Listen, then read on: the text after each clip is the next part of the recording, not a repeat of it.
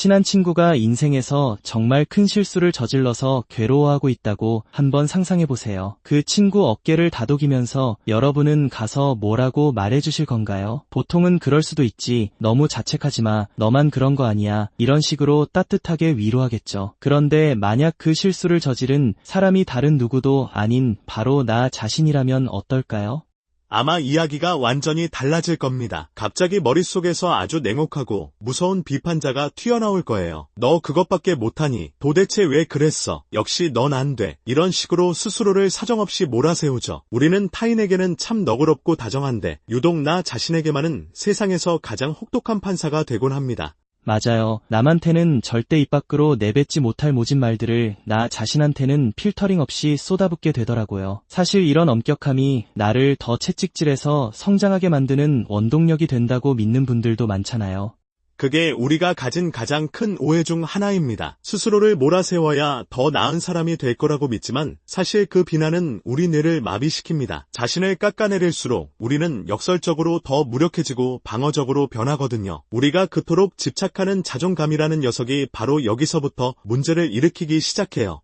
자존감이 높아야 성공하고 행복해진다는 말은 정말 귀에 못이 박히게 들었는데요. 우리가 그토록 원하던 자존감이 오히려 우리를 지치게 만든다는 건가요? 자존감의 핵심은 결국 비교에 있기 때문입니다. 남보다 조금이라도 더 잘났거나 적어도 평균보다는 위에 있어야만 유지되는 감정이거든요. 그러다 보니 우리는 끊임없이 내가 얼마나 특별하고 유능한지 세상에 증명해야 한다는 압박에 시달립니다. 하지만 365일 24시간 내내 남보다 우월할 수 있는 사람이 이 세상에 존재할 수 있을까요? 결국 조금이라도 뒤처지거나 예상치 못한 실수를 하는 순간 높게 쌓아 올린 자존감은 모래성처럼 허무하게 무너져 내립니다. 항상 최고여야만 나를 사랑할 수 있다는 조건이 붙는 셈이네요. 그럼 자존감을 억지로 끌어올리려고 애쓰는 대신 우리가 선택할 수 있는 다른 길은 없을까요?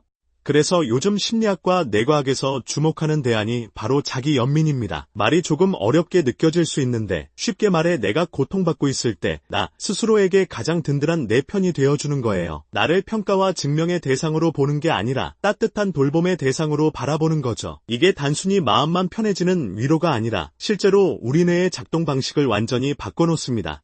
내가 바뀐다니 정말 흥미로운데 구체적으로 어떤 변화가 일어나는 건지 궁금해요. 스스로를 거칠게 비난할 때 우리 뇌는 그것을 생존에 대한 위협으로 인식합니다. 위협을 느낀 뇌는 스트레스 호르몬인 코르티솔을 마구 뿜어내며 싸우거나 도망칠 준비를 하죠. 이 상태가 되면 사고를 담당하는 전두엽 기능이 떨어지고 몸은 잔뜩 긴장해서 오히려 더 큰 실수를 저지르는 악순환에 빠집니다. 반대로 내가 나를 따뜻하게 수용하고 괜찮다고 다독여주면 어떤 일이 벌어질까요? 뇌의 변형계가 안정을 찾으면서 옥시토신이라는 이른바 사랑의 호르몬이 나오기 시작합니다. 옥시토신요? 그건 보통 다른 사람과 포옹을 하거나 아주 깊은 유대감을 느낄 때 나오는 거 아닌가요? 맞습니다. 그런데 놀랍게도 그 대상을 나 자신으로 바꿔도 뇌는 똑같이 반응해요. 지금 많이 힘들지. 그래도 여기까지 오느라 고생했어. 라고 스스로에게 말해주는 것만으로도요. 뇌의 입장에서는 외부의 공격이 사라지고 안전한 은신처에 들어온 기분을 느끼게 되는 거죠. 이 안전함이 확보되어야만 우리는 실수를 객관적으로 돌아보고 다시 일어설 용기를 얻을 수 있습니다. 비난은 뇌를 얼어붙게 만들지만 수용과 인정은 뇌를 다시 유연하게 뛰게 만드는 거군요. 그런데 막상 실전에서 나를 위로하려고 하면 왠지 낯간지럽고 잘 안 되더라고요. 그건 우리가 평생 타인의 시선으로 나를 평가하는 데만 익숙해졌기 때문이에요. 내가 나를 따뜻하게 대하는 것도 사실은 꾸준한 훈련이 필요한 기술이거든요. 우선은 내 머릿속에서 나를 끊임없이 괴롭히는 그 목소리의 정체가 뭔지부터 정확히 들여다봐야 합니다. 그 비판자는 도대체 왜 그렇게 무서운 얼굴로 우리를 다그치고 있는 걸까요? 사실 그 무시무시한 비판자는 나를 망치려고 그러는 게 아니에요. 오히려 나를 보호하고 싶어서 실수를 안 해야 어디 가서 미움받지 않을 거라는 생각에 필사적으로 소리를 지르고 있는 거거든요. 나를 사랑하는 방식이 조금 서투르고 거칠 뿐이죠. 그래서 우리가 꼭 기억해야 할 자기 연민에 3가지 기둥이 있습니다. 첫 번째는 바로 자기 친절이에요. 우리가 아주 아끼는 친구가 큰 실수를 해서 좌절하고 있을 때 뭐라고 말해줄지 한번 상상해보세요. 너 그럴 줄 알았다. 도대체 왜 그 모양이냐고 비난할까요? 아마 아닐 겁니다. 그럴 수도 있지. 진짜 속상하겠다. 내가 옆에 있어 줄게라고 말하며 등을 토닥여주겠죠. 자기 친절은 바로 그 다정한 목소리를 타인이 아닌 나 자신에게 들려주는 연습입니다. 나 자신을 가장 친한 친구처럼 대하는 거군요. 말은 쉽지만 평생을 나를 채찍질하며 살았던 분들에게는 꽤 낯설게 느껴질 것 같아요.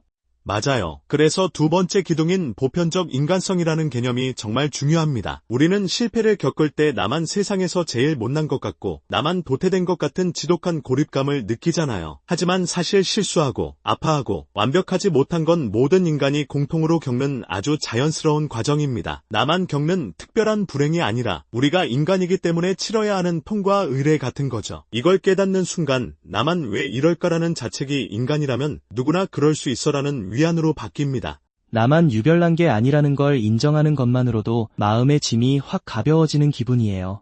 마지막 세 번째 기둥은 마음 챙김입니다. 내 고통을 너무 과장해서 비극의 주인공이 되지도 말고 그렇다고 아프지 않은 척 억지로 외면하지도 않는 거예요. 지금 내 마음이 참 힘들구나. 내가 지금 괴로워하고 있구나라고 있는 그대로의 상태를 객관적으로 관찰하는 거죠. 이 세 가지 기둥이 단단하게 버티고 있으면 우리는 비로소 완벽주의라는 무거운 감옥에서 걸어 나올 수 있습니다. 완벽해져야만 행복할 수 있다는 믿음 자체가 우리를 불행하게 만들었던 거네요.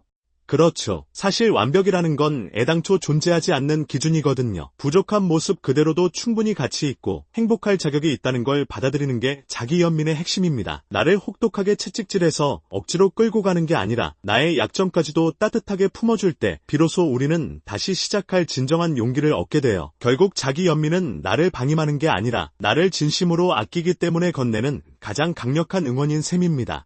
자존감이라는 높은 산을 타느라 숨이 턱끝까지 찼던 분들에게 정말 필요한 휴식처 같은 이야기네요.